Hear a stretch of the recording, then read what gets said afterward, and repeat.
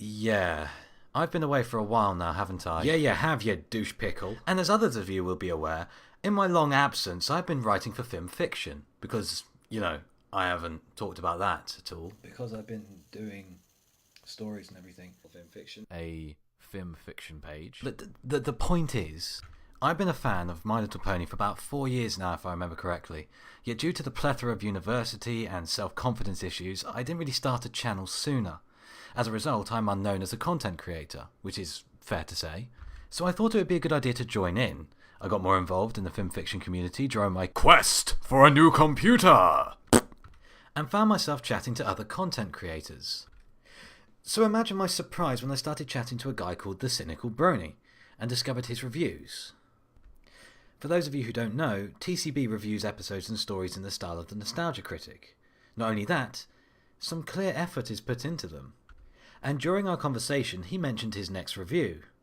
Cupcakes. Da da da da! And a random thought popped into my head. Review? His review. By the way, there's a link in the description if you guys want to go and have a read of his Cupcakes review. No, it's fine. I'll just wait here.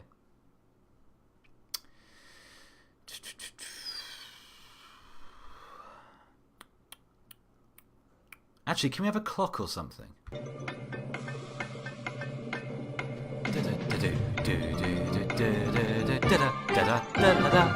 we go, that's ample time. So yeah, it's pretty good. I like the guy. Also, he liked my story.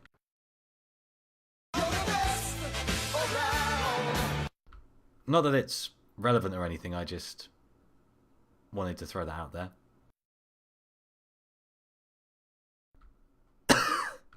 Now I can hear none of you saying, Coley, you magnificent and majestic stallion of a stallion, surely you can't review a review? The chaos that would ensue would make skies fall, land shiver, and trousers brown in cities worldwide. To which I say,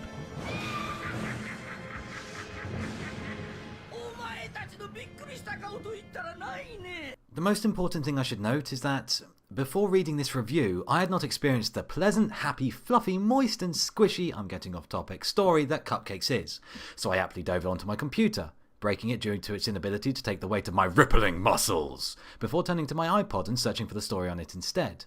After a long while, somewhere between 3 and 4 minutes, I gave up on that and quickly turned to YouTube. Once it had loaded up on my search request, my eyes fell upon the one channel which I knew quite well for its quality.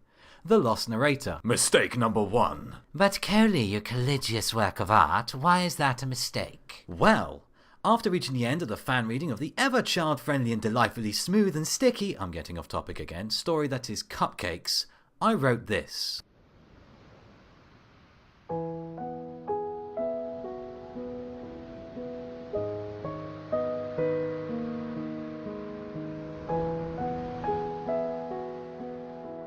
Fucking hell. Ugh. I feel sick. And due to my vivid imagination and the expert levels of reading in this video, I felt almost everything just as vividly. Tingles across my thighs at the very start, along my back, my stomach, and Jesus Christ, I couldn't sit still.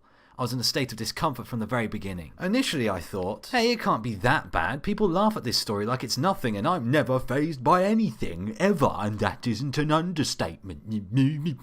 10 minutes later, I was ready to throw my iPod out the window and curl up into a ball. I'm not gonna lie, it was a little too much for me. Mainly due to the relationship that I have with these characters. I mean, I listened to the Lost Narrator's version, and it seemed a little too real. At one point I actually felt faint and grew regretful of my listening to it, so I checked the timer on the video. 8 minutes to go. Oh, for fuck's sake. And don't get me wrong, I'm not one to be fazed. I've seen copious amounts of gore in films, TV, games, drawing and music. However, this was the worst one by far. Reason being is because I seriously care about the inhabitants of this show. If anything, I think that this story hit me so hard because it presented the actual characters like this. As in, Pinky really did cause these gruesome murders, and it was in her character. It was still her. That is something I don't want to think about. Most other stories have wrong versions where it's quite clear that the characters are not directly related to those in the show. However, the amazing voice acting and expert blending of noises such as slicing, hacking, sobbing, pleading, and general oozings in the Lost Narrator's version made it all the worst. Let's just say, I don't think I'm going to be sleeping very well tonight, and I certainly will not be revisiting this story again, unless I want to make a sacrifice to the Temple of Foods long gone. As in, I'm going to go throw up now. And yes, I do realise that it is just a story, and I'm not mad at anyone for it. It certainly got the rise out of me that the writer wanted. That rise being bile, I'm guessing. You want to know something else? I didn't sleep well that night either, mainly due to a cold-turn-black plague that woke me up, but that's besides the point. Once I turned to read the Cynical Brony's review, I thought I would give him my 2 cents. Realising that that is legal tender here and probably not worth the price in postage, I thought it better just to give him my opinion instead.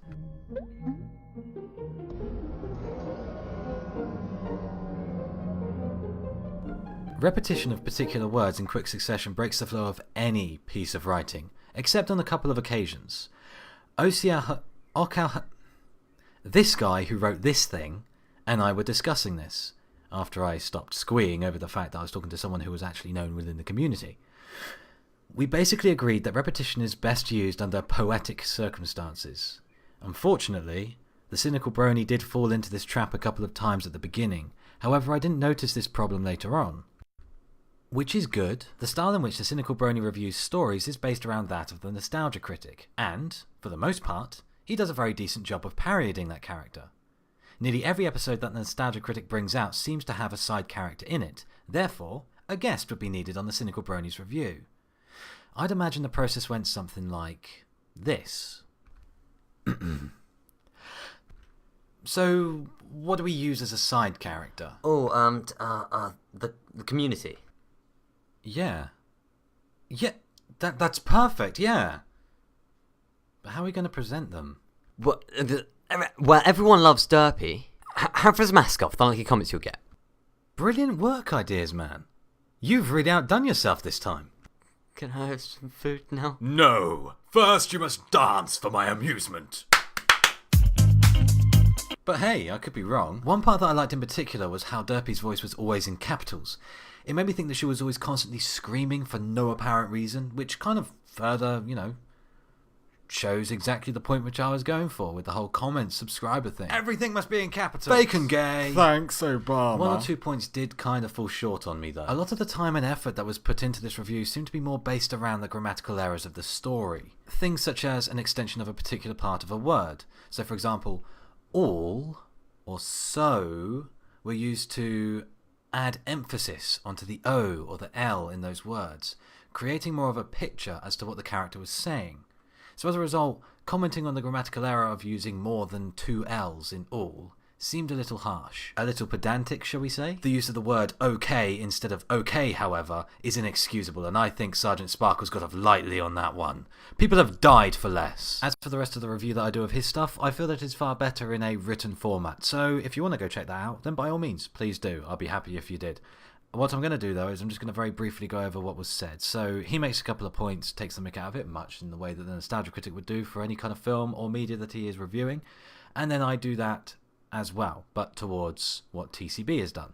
Yet whilst most of the bad points did spoil the review a little, overall the script was interesting. The Cynical Brony was trying to portray a character, and whilst that character was mimicked as being a little bit more nitpicky than usual, the humour that most fans of the critics still know can still be seen. There were plenty of clever uses of video, much like this video, and some points were rather well explained and or countered. Basically, it does drop into the nostalgia critic's style with ease, although a lot of the comments that were made at the beginning revolved purely around grammar and spelling.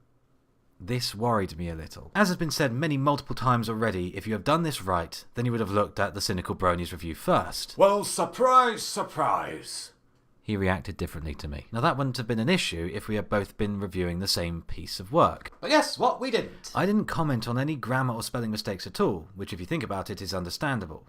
I watched a fan reading, and unless these mistakes are made very clear in the reader's voice, you wouldn't be able to pick up on any of them. Shooting straight to the point that I'm trying to make here, there is no reasonable/justifiable way in which I could comment negatively on the Cynical Brony's work. He strived to mimic someone else and, in all fairness, played it off quite well. The use of references to other material was funny and not overdone. Points that needed to be ripped apart were unravelled faster than a tapestry in a room filled with angry kittens. And although he did nitpick, it didn't distract at all.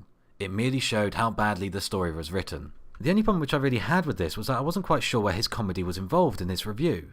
It is clearly inspired by TNC, which is great, but I would have liked to have seen more of his own style of comedy. I mean, yes, the things that we like do influence our personalities. I mean, I used to be quiet, calm and reserved until I came across Pinkie Pie and Yakko. Unfortunately, I haven't got to the point where I can bend the fabric of space and time around me, so I guess I can see more of Yakko in me, if anything. Good night, everybody. But silly jokes aside, those who inspire you, those who entertain you, and those who make you laugh can change you subtly. As a result, those who love Nostalgia Critic will comment, like, and quote the Nostalgia Critic. Those who rip into games furiously without breathing will compliment Yahtzee Croshaw, and those who say fuck a lot are Egoraptor fans. Simples. But is this a bad thing? Short answer? No. Long answer? Fuck no. It leads to interesting circumstances whereby those who are fans of particular things can put in place entertainment for those who we love so much to watch, but put them in positions whereby we wouldn't normally find them. It's like having the Ents in Pingu, or Deadpool at Comic-Con. Wait. But reining back to the point, I experienced Cupcakes through a completely different medium and as a result was sucked into the story like a black hole. Without any physical pages in front of me, I had no schoolboy errors shoved in my face. Instead, it was just me and the story. And that's what I like. I always consider the potential of the story before that of the writer, if that makes sense. So here is my final thought. The medium to which you experience a piece of work is vital. If you want a gritty, well voice acted reading, go to The Lost Narrator. If you want to laugh at it instead, go read the story and see what you make of it. Does that mean I'm going to go back and have a look at it? Short answer, no. Long answer, fuck no.